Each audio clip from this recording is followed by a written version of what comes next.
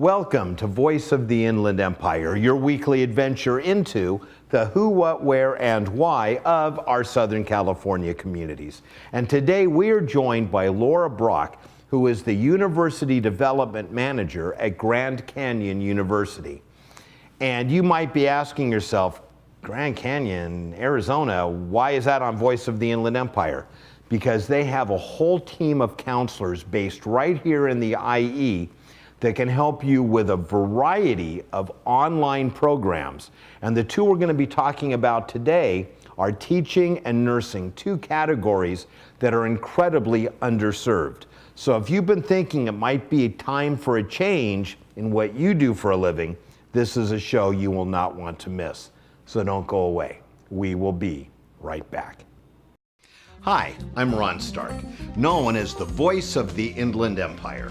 We've been on the air for almost 20 years, interviewing and discussing important people, places, and things in the IE. Our show was recently covered by Inland Empire magazine. Check us out on Charter Cable or visit our website at voiceoftheinlandempire.com or on Facebook or YouTube by searching Voice of the Inland Empire. It is that time of the show when we say hello to today's guest, and we are joined by Laura Brock, who is the University Development Manager for Grand Canyon University. And Laura, I know one of the first things that our viewers are asking themselves is, this is an Inland Empire show. Why are we talking to a university that's based in Phoenix, Arizona? But the simple answer is you guys have an incredible online program. We do. We have amazing programs online for bachelor's, master's, postmasters, and doctoral students. We also have an amazing campus in Phoenix, Arizona, that's Division I sports. But here locally in the Inland Empire, we have a plethora of employees who will go and meet with students who want to learn more about their career options, their educational journeys. We'll walk them through what the pricing looks like and what kind of financial options they have, from grants to scholarships to how do they apply and how do they get these things for themselves here at home. And we walk them through the enrollment steps. We show them the online classroom, and we basically handhold students here in the Inland Empire to help them be successful, give them all the tools that they need to be successful graduates and move on with their careers. And you know, that's kind of cool, because I think we've all either done or looked into online programs, and it's all online. And you know, really it's just enough to get your money, and then you have to figure out everything else. So to hear that you guys have actual people here locally, so if I'm considering, you know, your teaching program or one of your online nursing programs, there's someone I can talk to, my own personal educational coach, to guide me through the whole process. And we all know that there is a lot of opportunities out there for scholarships and grants, and especially in the nursing profession, hospitals that'll pay for your education. And where I may not know that, you guys know all that stuff, right? We do, and we also work with the hospitals locally, with their education departments, with their HR departments, to know what the benefits are for them and where to direct them. A lot of people don't know what is available to them. There are also grants. In addition to grants, there's loan forgiveness programs for different careers. Can I get one of those on my house? Yeah, we all need one of those. Oh, darn, I'll take that as a no. I could give you a phone number. Okay, I'll call them. What the heck? What's the worst that can happen? But just the fact that you have people here that can help take you through that process. Now, I want to know a little bit about you. You are so excited about this. I mean, it's just like, you know, filling the room. So how long have you been with Grand Canyon, and what brought you into this world? So currently I am the manager. I've only been the manager for less than 6 months, but for 4.5 years, I was a university development counselor in the field, meeting students face-to-face. In this area? Yes. Nice. My bread and butter is what I call it, was actually the high desert, Victorville area, okay. San Bernardino area. I've resided in Riverside County now. So you were one of those people that I might call and say, hey, I'm interested, meet with me, fill me in. I was, and one of the things that helped me to be so passionate about it is that I actually was a young mother, and I wanted to go to college, and I went to go fill out my FAFSA And I didn't realize that because I had had a child that I didn't need to add in my parents' information. And so I thought, oh, I'm not going to qualify. And so I didn't get financial aid to start off in the junior colleges.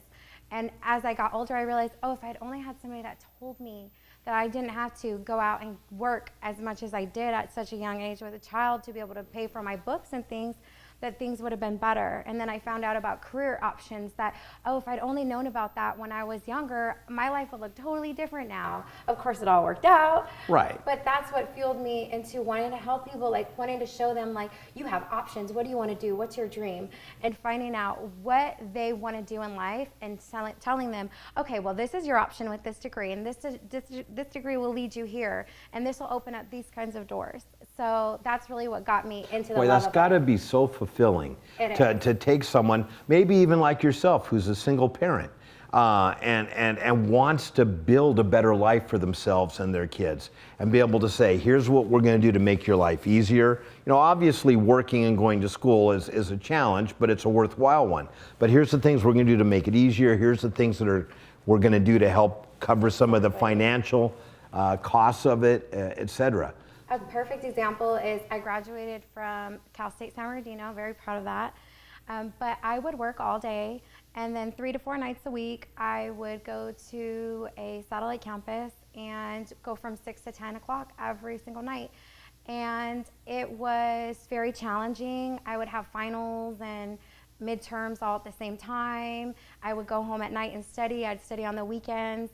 But then when I did my master's degree online with Grand Canyon, I found that I can do the work with my kids' feet on my lap. Right. And I can relax, and it just takes a little bit of the pressure of being a full-time employee and being a full-time student while managing all the things that go on in life. It just makes it not only rewarding but satisfying, and obviously I was successful at that. So. And you know, I've often toyed with going back and getting my master's just for the fun of it. And I would definitely do it online because We need to talk. How about coffee? Coffee with your counselor. Do you really think coffee is the best way to get to me? Okay, well. But I'll let you buy me a glass of wine and we can talk about it. You know what? We could talk about it over any drink. I think you're still in that mode. But no, I mean, it is cool. And the fact that you can do it all online now. Whether you're a single parent or not, we're all busy individuals. Exactly. And, you know, I, for one, have never been strong in the classroom setting because every classroom has to teach, I hate to say it, but to the lowest common denominator in the classroom. And when I'm online, I can just buzz right through it if I want to and work at my own pace, my own speed, and become as, you know, equally educated as I would have. I would like to think even better educated possibly than if I was sitting in a classroom. Oh, well, one of the nice things about Grand Canyon University is that we're really theoretical based, and we really use like things that you can use right now in the real world that were applicable. And we don't necessarily, you're not going to have scantrons with A, B, C, and D with us. When you graduate, you have a stack of scantrons with letters crossed out in a grade. But with us, instead of really being evaluated on a test score, which some people have test anxiety and they might know the material but they don't remember it, and other people, they have good short-term memory, so they do well on a test but they don't remember anything anyway. With us, you do a short paper weekly and you graduate with a portfolio of research that you take with you for the rest of your life. All right, well, we're going to take a break, but when we come back, I want to talk about two really important programs you offer, the teaching program and the nursing program. The best part of this discussion is yet to come. Don't go away. We will be right back.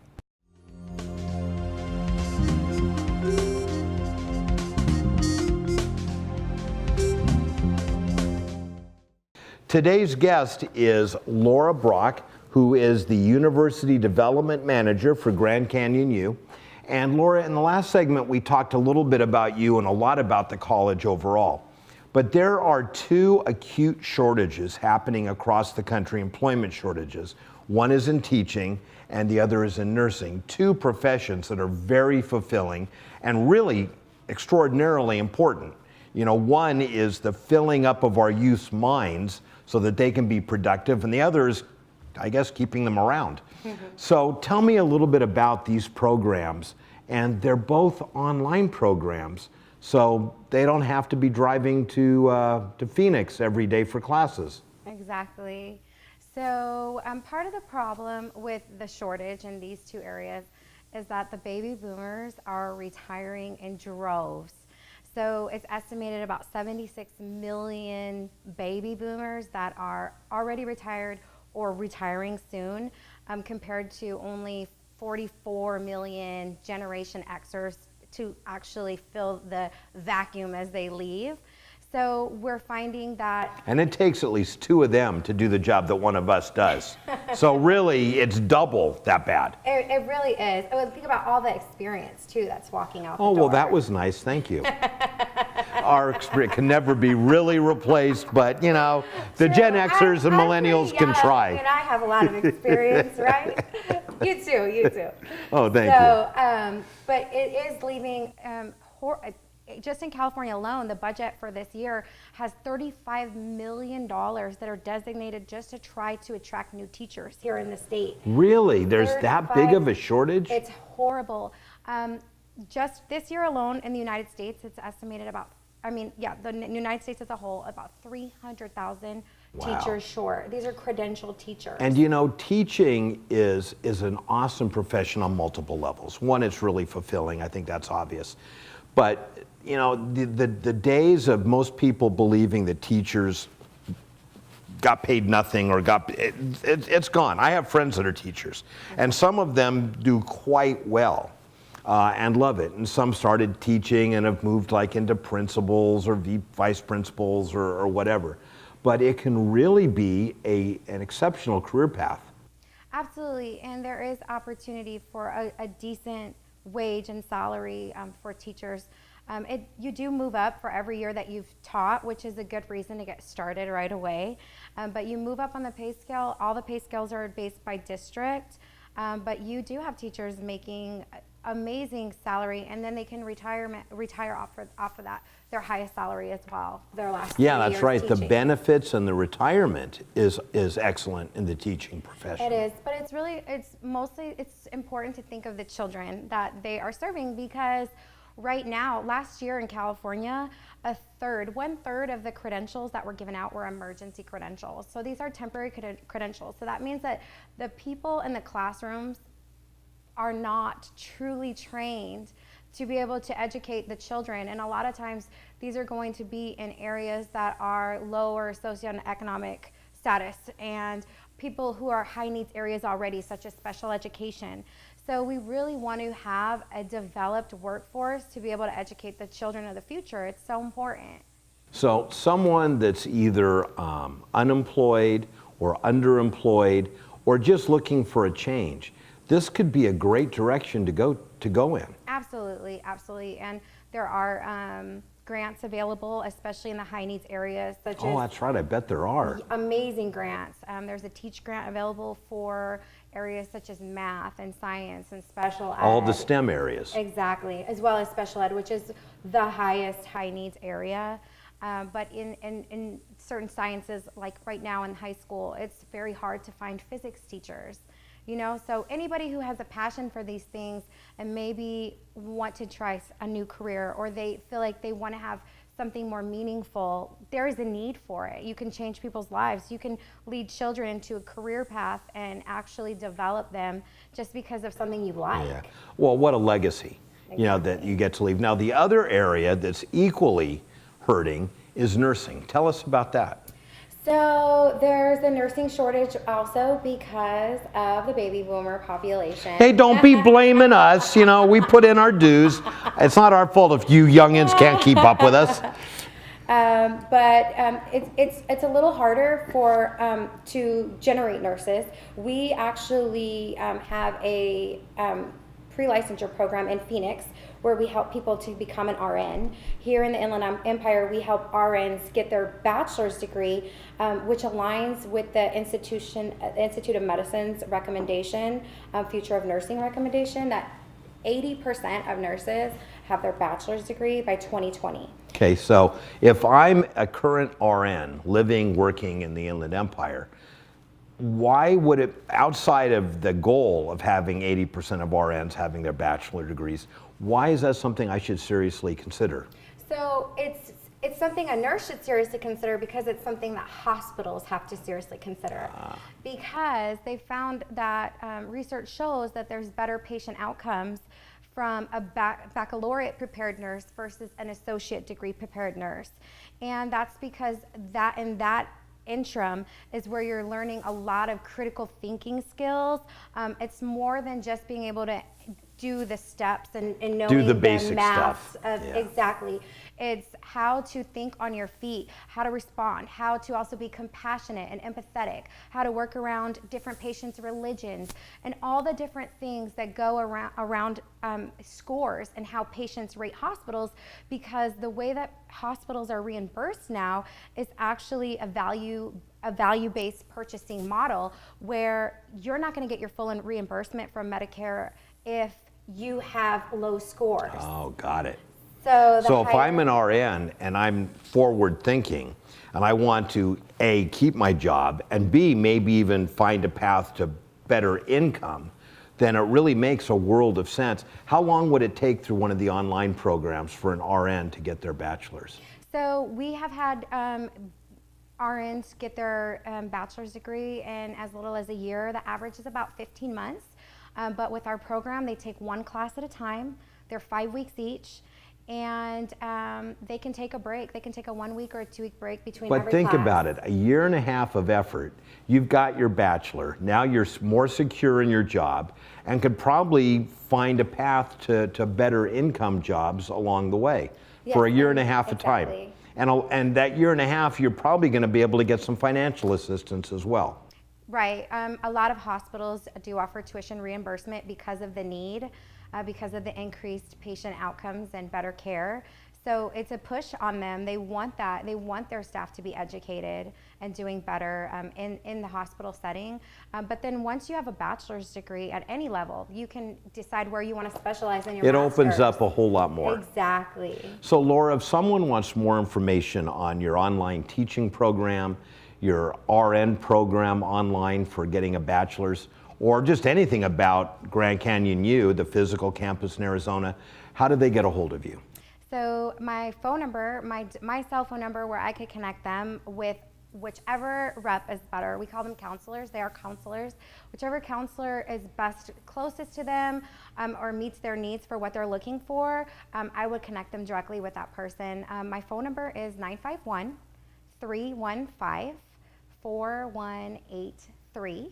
And my email address is Laura, Laura, .brock, B as in boy, ROCK, @gcu.edu. All right, and for someone that wants to check out a website? It is gcu.edu. We have over almost 200 programs to choose from, and they would definitely want to reach out to me so I can get them connected with somebody here locally. Sounds good. Laura, thank you so much for educating us. And if you're looking for a better career or a new career, teaching and nursing may just be things that you might want to consider. Don't go away. We will be right back. Hi, this is Corey Chalmers, host of the TV show Hoarders and president of SteriClean Inc. 5% of the population suffers from hoarding behaviors. Are you or a loved one overwhelmed with clutter? If so, let our caring and compassionate specialists support you every step of the way, drama-free. Give us a call at 1-800-HOARDERS for a free estimate or visit hoarders.com. SteriClean has offices nationwide to assist you. Please call us at 1-800-HOARDERS. That's 1-800-462-7337. The Park Series continues. Today we are at Milwaukee Regional Park near Needles, California, where if you love the water, you'll love this location. So much to see and so much to do. Let's take a look around at Milwaukee Regional Park. We pulled in to what is known as the Peninsula area of Milwaukee Regional Park. What makes this area so nice is that it is literally on the water. From our campsite, we can literally walk right down to the beach. where there is boating and jet skiing and sea-doos and just plain old relaxing on the sand. And of course, water as far as the eye can see. Talk about scenic dining. What about sitting at one of the many picnic benches, enjoying a meal, looking out over the Colorado River? Milwaukee Regional Park truly has it all.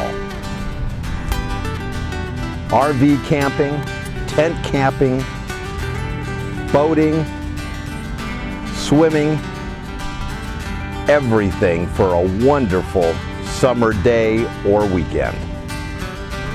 An easy access boat ramp is all you need to get your day of water sports and play begun.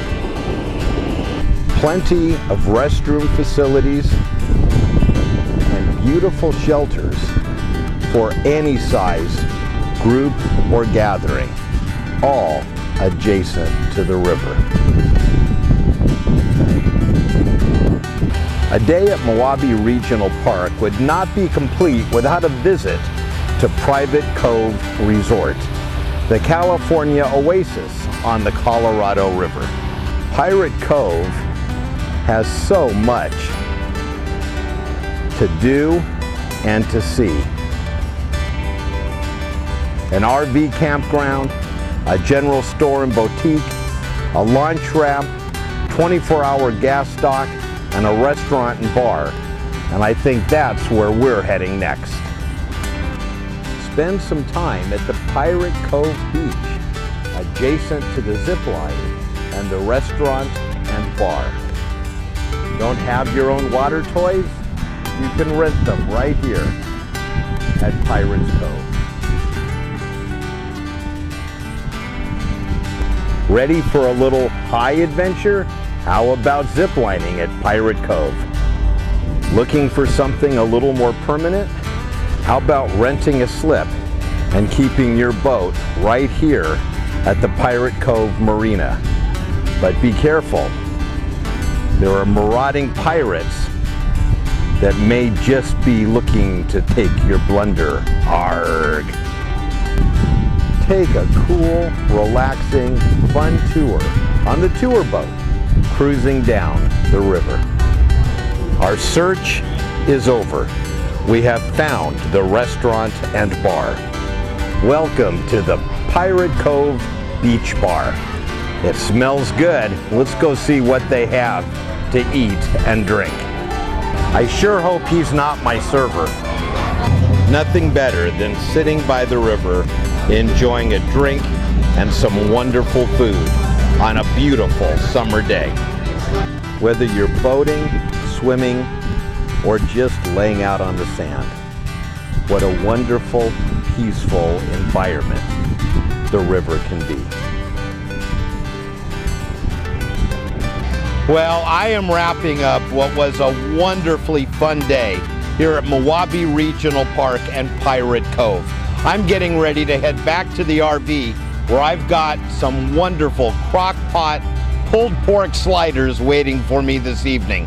And I hope to see you out here sometime very soon at Milwaukee Regional Park and Pirate Cove.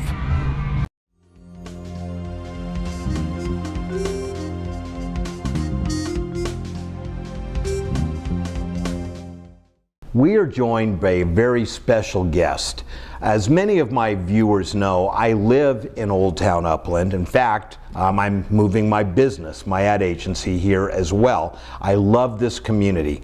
And every Thursday night over the summer is Family Fun Night, and we are joined by Lucy Ringel, who is the owner of Antique Alley and on the board of the historic Downtown Upland board. That was redundant.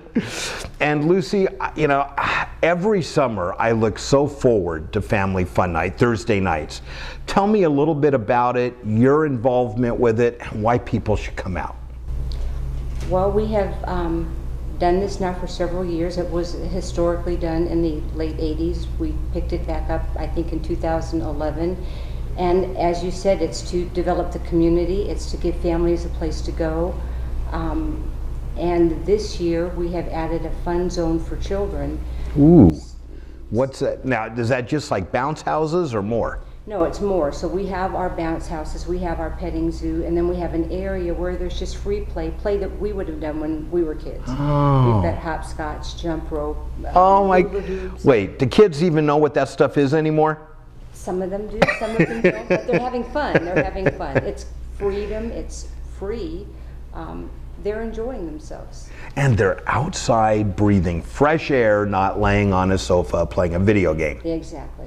I love it. And that's what I think is so great, is when you come out to this, there's really something for everyone. You know, first of all, there's plenty of parking, and you walk in and there's, you know, along with all the merchants that are here, but just the merchants that are participating in the street fair, there's food, there's stuff for sale, there's fun things, there's the kids area. You know, the petting zoo, every Thursday I go, and every Thursday they tell me no, I can't come in. But it looks like it would be really fun. Absolutely. So what are some of the things we might see? Well, everything that you mentioned, we've got food vendors that have been here for 20 years, that have been a part of it, and people do come specifically for the food.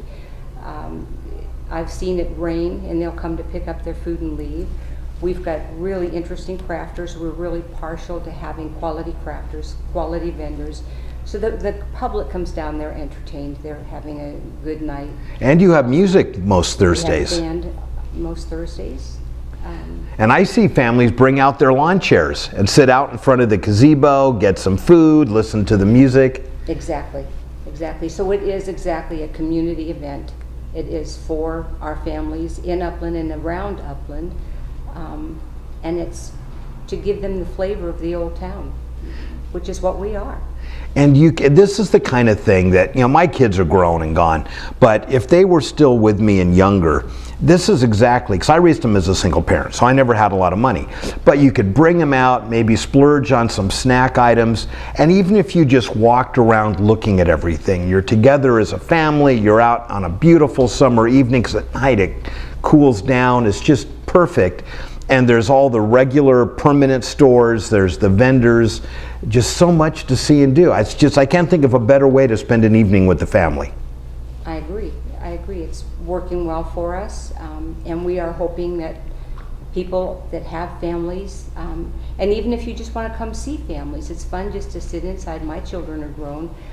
It's fun to sit and watch families do things that aren't expensive. They're fun, they're together, they're different, as you said, than sitting at home pushing buttons. And Old Town Upland, by and large, is dog friendly, right? Absolutely.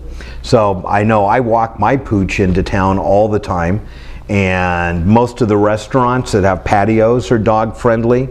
Yes. So you don't even have to leave Fido at home. Exactly. Now, if someone wants more information about the fair, or maybe they even want to become a vendor, how would they get that information?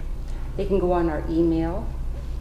They can go on our website, look under events, historicdowntownupland.org, Okay. and or they can call us 909-509-6414, and there are applications, there's information, we have directions, whatever they need, we'd be happy to help. All right. Well, Lucy, you'll continue to see me every Thursday night wandering around downtown Upland enjoying Family Fun Night. Thank you. We will be right back. What a great show. I so enjoyed chatting with all of our guests, and I especially want to thank you for tuning in and watching us. And be sure to set your DVRs so you never miss another episode of Voice of the Inland Empire. Or if you'd like to be able to watch anytime 24/7, the simplest way is to check out our website at voiceoftheinlandempire.com. And while you're there, drop us an email. We love to hear from you. Thoughts, ideas, suggestions. Have an idea for a show guest? We'd love to hear it. Our guests need to have topics of broad general interest and be non-commercial in nature. Or if you don't have access to the internet or just prefer a more traditional means of contact, you can always use our telephone hotline at 909-746-8846. So until next time.